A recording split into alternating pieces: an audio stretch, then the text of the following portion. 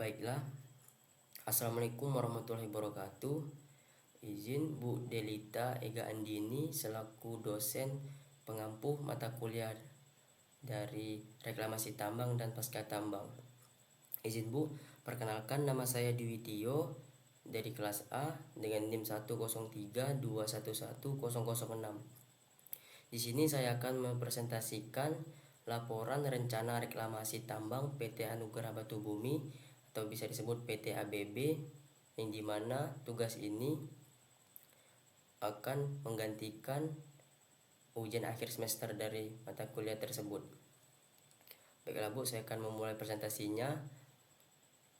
Langsung kita ke pembahasan, dimana di sini saya akan membahas ada 5 item. Yang pertama bab 1 pendahuluan, bab 2 rencana reklamasi pembukaan lahan, yang ketiga yaitu adalah program reklamasi, yang keempat kriteria keberhasilan reklamasi, yang kelima yaitu rencana biaya reklamasi. Masuk ke pembahasan pertama yaitu pendahuluan, yang dimana ada status pemegang IUP. Untuk PT Anugerah Batu Bumi ini merupakan kepemilikan dari oleh Pak Dwi, dimana bidang usaha pertambangannya yaitu batu gamping.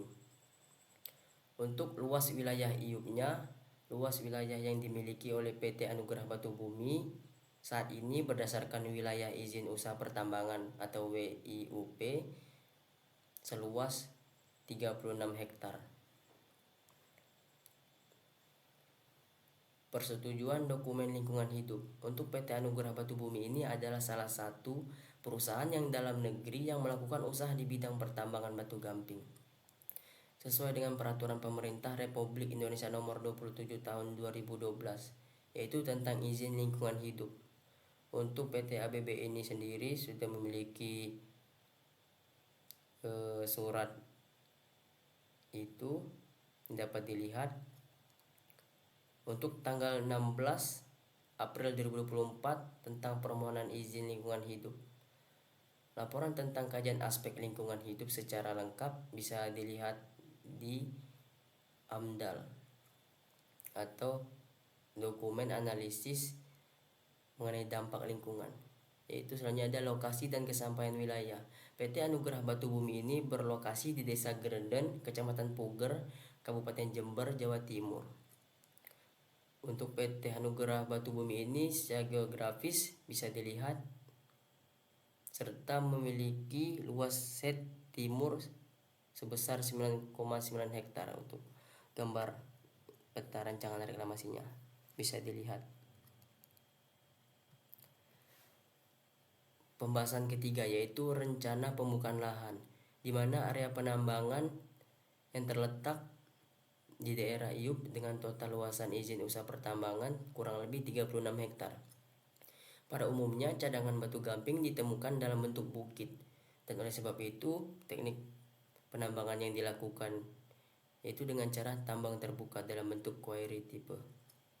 Untuk tahapan kegiatan penambangannya secara garis besar meliputi pembobatan atau clearing, yang dimana kegiatannya itu seperti penambangan pohon-pohon besar, pembersihan semak belukar.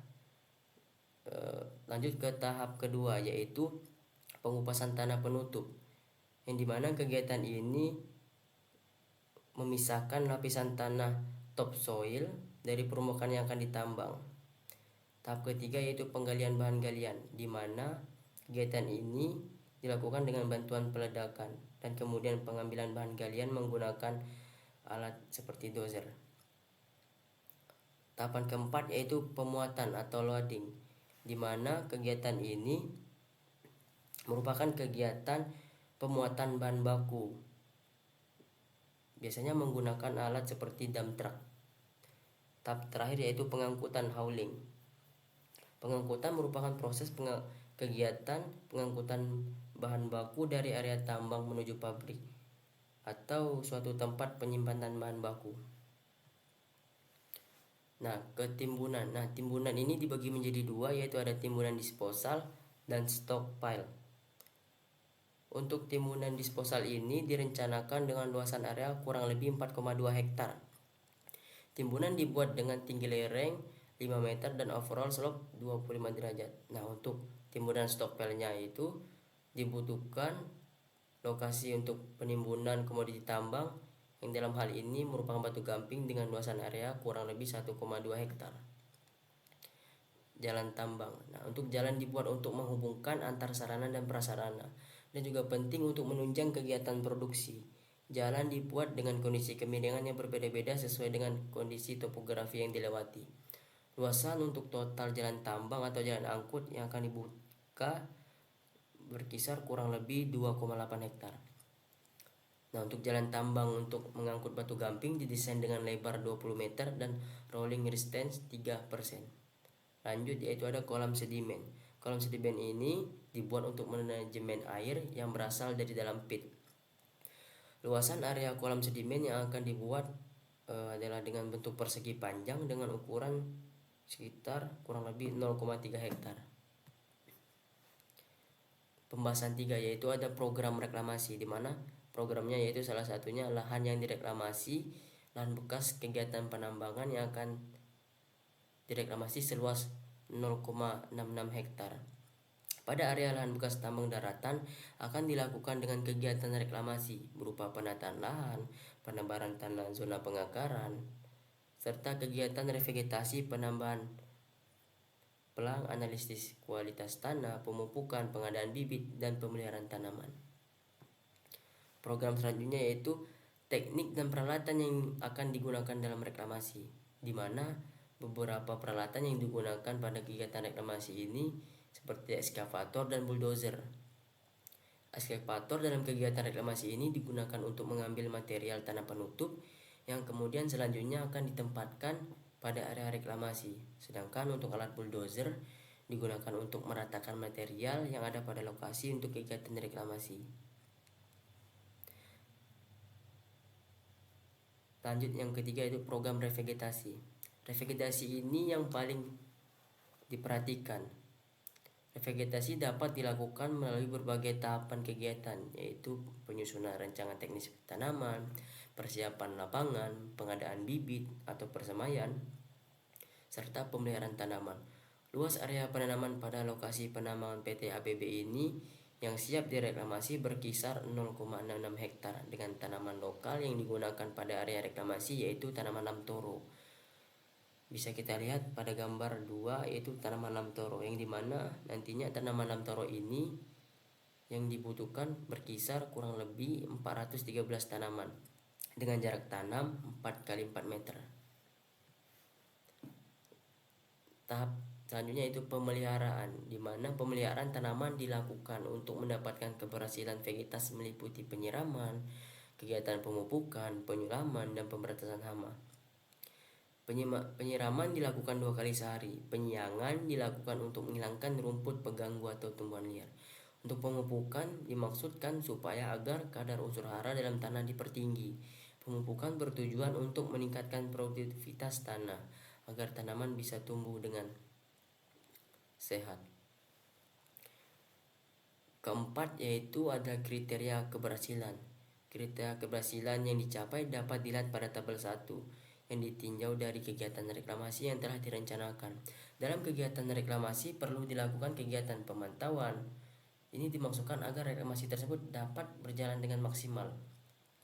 Kegiatan pemantauan dilakukan secara berkala dan dilakukan evaluasi hasil pemantauan agar dapat dinilai kriteria keberhasilan reklamasi.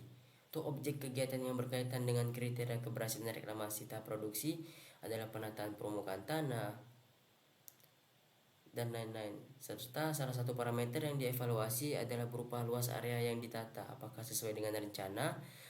Selain itu, masalah stabilitas timbunan, apakah terjadi longsoran atau tidak.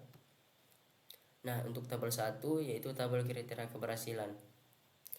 Bisa kita lihat untuk kegiatan reklamasinya ada 3 yaitu penata gunaan lahan, revegetasi, penyelesaian akhir.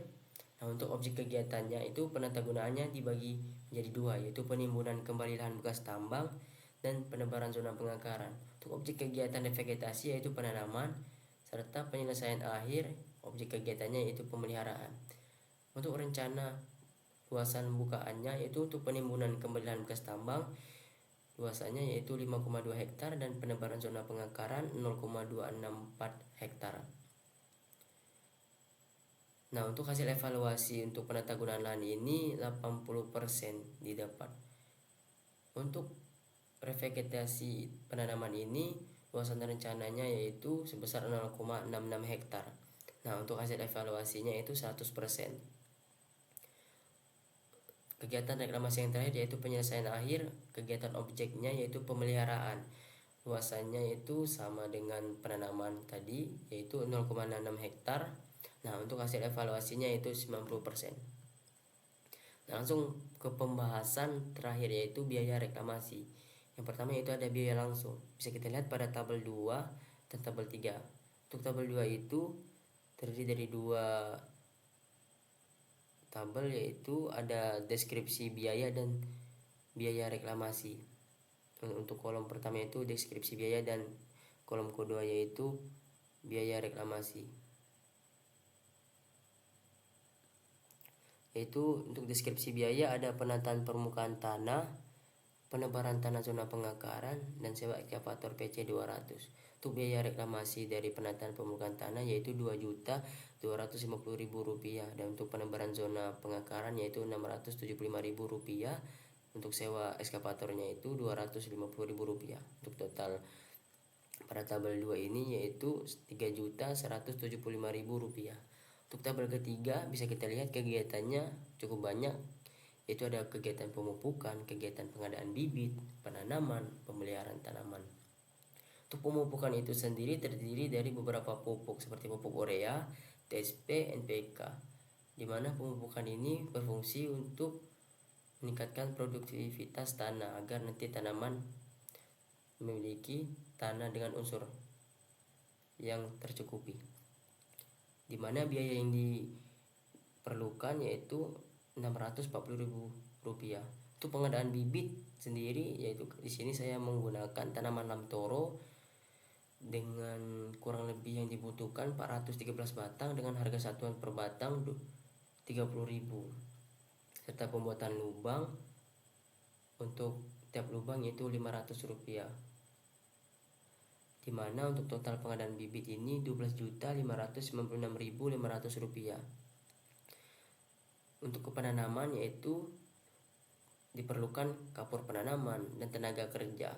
Untuk total biayanya yaitu Rp2.300.000. Yang terakhir ada pemeliharaan tanaman. Di sini ada tenaga kerja dan pembelian obat-obatan serta pestisida, membutuhkan biaya sebesar Rp1.500.000.